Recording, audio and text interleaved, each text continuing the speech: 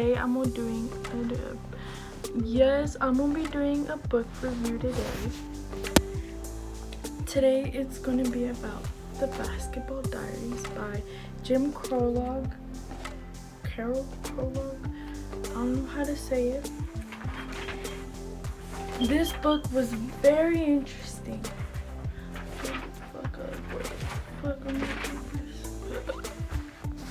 Okay, back to what I was saying. So we're doing a book review on Basketball Diaries by Jim Krolog. It was published in 1978. It's about a boy named Jim. He goes from the ages of being 13 to like 16 or 17. The book is about a boy who is playing basketball.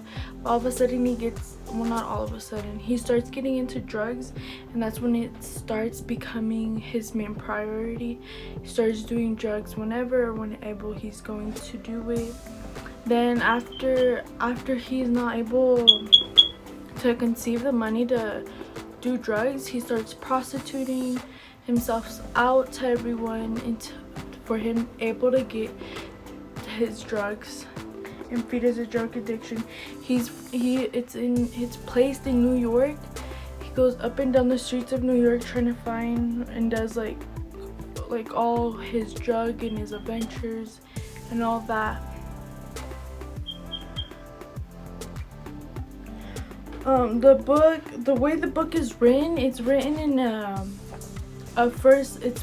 first person, and it's written in a diary form, so it feels like, well, it's like blunt and it's very honest, like there's no filter to it, so everything you're reading is actually him in the moment, nothing covered up, nothing like reviewed or like made to seem like it's made up. Yeah. So as Jim is getting addicted to these drugs, he's losing his focus, his passion for basketball, because drugs are becoming his priority and becoming his main focus on everything, and that makes him, or what I think is making him like lose himself, or like he's like calling out for someone, or he needs someone. He's calling out because I feel like every time he takes another drug or does something, he's calling out for help, or he's calling out for someone to hear him, but he really ain't calling out for anyone. So that's what I think. The book is very good, and yeah, I can't do this shit. The fuck am I doing, bitch? The main things that are happening throughout this book is that he's doing drugs, he's playing basketball, and prostituting or having sex. Okay, I'm gonna start with doing drugs first. What? So Jim started at a very young age doing drugs. He started at the age of 13.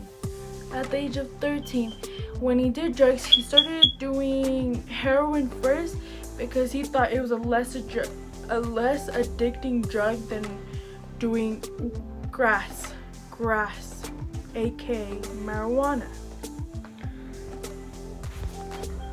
The drugs became his priority. He started doing drugs on a daily basis. He did drugs for a whole year straight, every single day. More like he mixed drugs, did more than just one on a daily basis. It became his life. Drugs became his life.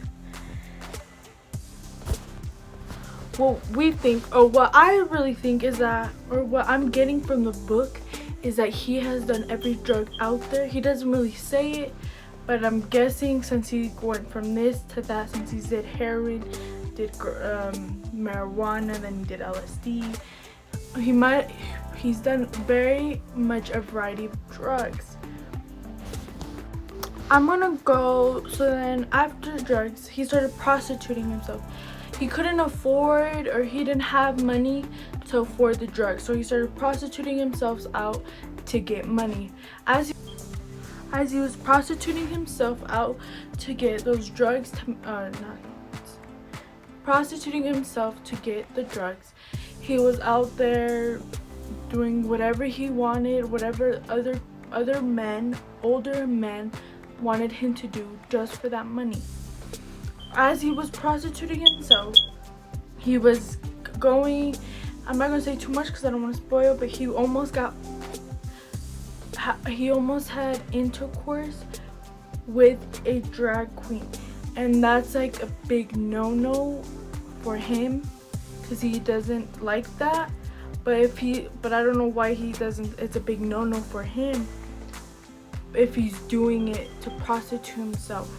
Like, he's out there having older men suck him off, but he doesn't want to have a drag queen like suck him off. But even though the drag queen looks like a female, he's not getting what he wants. But like, whatever.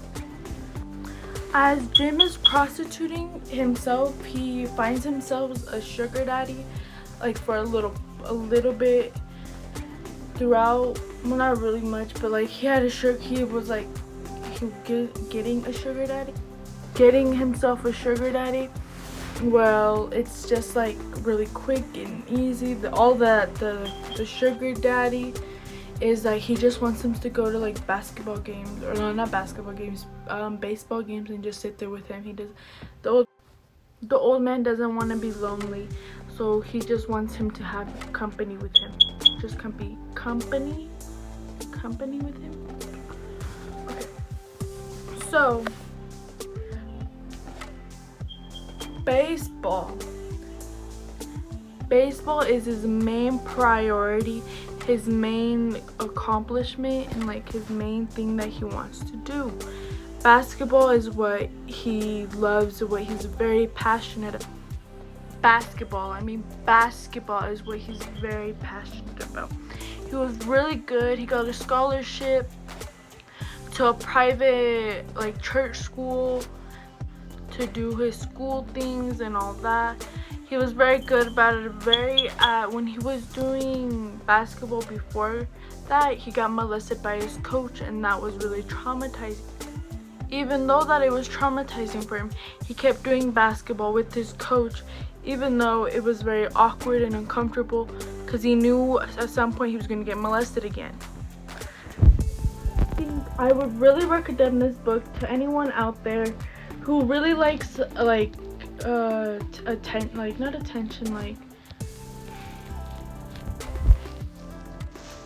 thrill.